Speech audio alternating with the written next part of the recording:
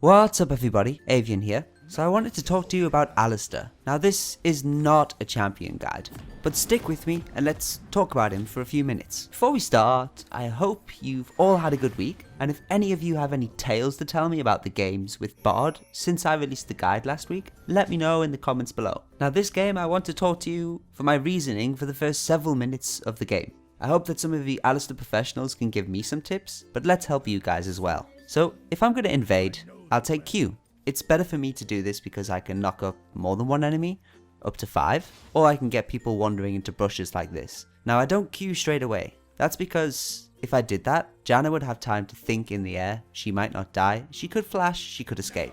But by waiting a brief second, I'm able to hit her the second she's able to react to what's going on. And that way, we get a kill. Mwah. Now, I believe the difference between a good and a bad Alistar player is kind of knowing the difference of when to use your kit in the given situation to peel or when to engage. Now, you can use his W and Q to get a combo that knocks the enemy up. By all accounts, I have not mastered this yet, and I'm also working with a new keyboard, and I'm quite heavy fingered. So there's a lot of random Qs this game, and I've got to tell you guys, if you see me hitting the ground, yes, I'm angry. But otherwise, I really think that his kit's very good for the bot lane because it has a lot of engage potential, a lot of control, a lot of backing off and peeling, as well as a spammable heal that pretty much helps you stay in lane for as long as you like, as long as you have mana. Your R, if you use this at the right time, you can suppress a ton of damage, but it's also useful to relieve CC as well. Now when I'm playing early game, what I try and do is sit around the brush if they haven't got a ward in it, because I know that they can't see me, and that gives me a chance to run into the next brush and play aggressive, or peel or knock up if they decide to come into our brush, and otherwise I can put my W on Corki if he flies towards Caitlyn, but I sit in the brush, long story short. Next thing, I know Janna is a big counter to Alistar. Like, she has her Q, and if she plays it right, especially when I play Janna, I'm very confident at this, you can deny Alistar's W every time, because if you react quick enough,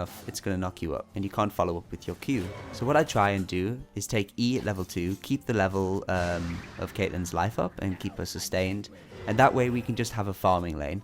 This means that once we hit level 6, it's really important to me that my team starts grouping with dragons and I have wards, and then I'm making plays in roaming, if possible. But otherwise early, you're going to play safe. Now that doesn't mean you can't play aggressive. For example, you can see Caitlyn's got traps here. If Corki was to walk into a trap, you could go and use your combo on him afterwards, and you can use your combo to engage on him, and Caitlyn can put down a trap after and she'll follow it with damage. It's quite simple to get your damage off, especially with AD carries like Vayne, who can tumble in and then decide where to condemn the enemy, Tristana, who can follow up, Caitlyn, who can dash in, etc. I really like with Draven because of the damage. Right there you see me headbutting Janna into the Caitlyn's trap. Always useful if you see that she's perpendicular to the trap to where you're standing. You can get her in there. But otherwise, like, I'm not really using my kit to go in aggressive as well. I'm just sitting back and healing. And maybe this is a bad move, but I know Janna's going to deny my engage if she's good. And I know that Corki has a lot of poke, so I'll keep Caitlyn alive. We'll farm it out, as I said before. But yeah, Alistar, so with Vayne, Caitlyn. I also like him with Kalista because at level 6, you are insane. There's me failing a WQ combo, everybody. See how it's not done. Now one of the common mistakes that I sometimes make as Alistar is that I don't have enough mana before I go in to follow with W and Q. So make sure you check, otherwise you're not going to be able to do what you intended to do and you're going to look like an idiot. Now against supports like Thresh and Leona on the other team, they're very good as well at engaging in doing things on your AD carry. So that's when you would try and focus on using your kit to maybe use W to knock the AD carry away when Thresh flies in. You can maybe even then go back and Q Thresh or Q the AD once they're trying to come back and keep them out of the fight. That way, once Thresh is doing his flay and all of his mad CC, by the time you've finished messing with their AD carry, your AD is already doing damage again. Against supports like Nami and Soraka, Sona, they've just got a lot of sustain, so it doesn't hurt to put a couple of points into your E early because you'll be able to keep healing your AD up. Otherwise, if you're playing against enemies that you're trying to get kills against, I usually max my Q first.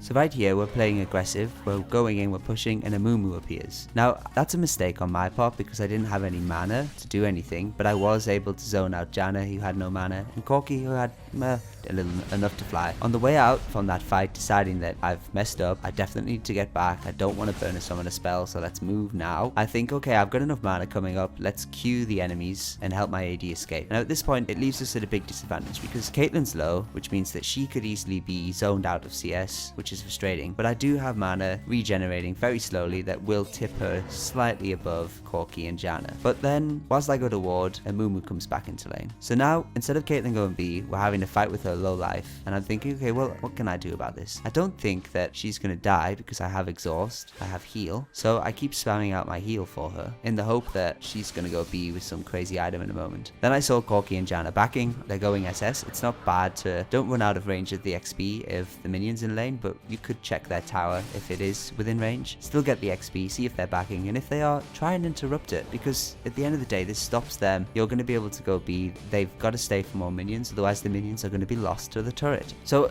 God, I feel like I've chopped and changed on different topics, and I've maybe not finished certain sentences. I do apologize. If there's any questions, please leave a comment, guys. Please, please, please. Now we're approaching level 6 with Alistar, and I did say to you guys before, I want to get dragons. I want to be the team that's ahead at level 6, because I've waited so long to use my kit aggressively. I want to zone off and things. So the first item I'm going to upgrade is my Sightstone and get some boots. That way I can keep up with Janna, who'll be running utility with Zephyr and her passive, incredibly quick and annoying, may I add. And I can keep up with her, as well as be able to chase down, help, engage, roam, etc. So coming back to lane, I see that Caitlyn's getting fought by Corki, and she's losing, and Janna's following up. So I start throwing up my E and decide to flash. I know that I knocked up Corki, but I didn't ward the brush quick enough. Therefore Caitlyn couldn't get any auto attacks, and she's now dead. So what I need to do is think, okay, what's going to happen to me now? Now I know that there's a lot of minions, they're all slightly low, therefore my heal's going to keep regenerating and spamming. I can see the Syndra's coming down. I want to wait this out. I want to keep the minions away from the turret. So you see, like, I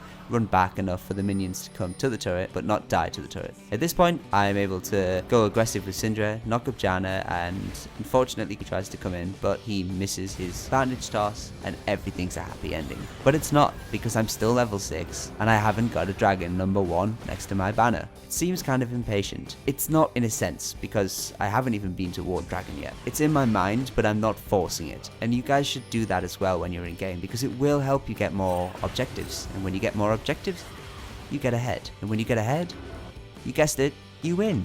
So anyway, just to kind of recap on a couple of things. Remember that your positioning is really important. Are you going to peel? Are you going to sustain? Are you going to engage? Make that reflect in your positioning. Practice your W and Q combo, and maybe one day you'll be better than me. That won't be very hard, by the way. You're going to have a lot of fun spamming out your heals. Maybe you could take Ardent Sensor for a change. And you should be going towards high mobility, a lot of warding, and roaming around to secure kills. If any of you are uncertain of anything else about Alistar, let me know as well in the comments. It matters to me because I haven't made a champion guide for him, and I would like to speak about him if any of you people are uncertain of what goes on with him. But otherwise, I hope you're all well. I've got a very busy couple of weeks coming up. I'm visiting a friend in York this weekend, and I hope you keep enjoying the content. So thanks for watching. If you liked it, give it a thumbs up. Take care, and I'll see you later.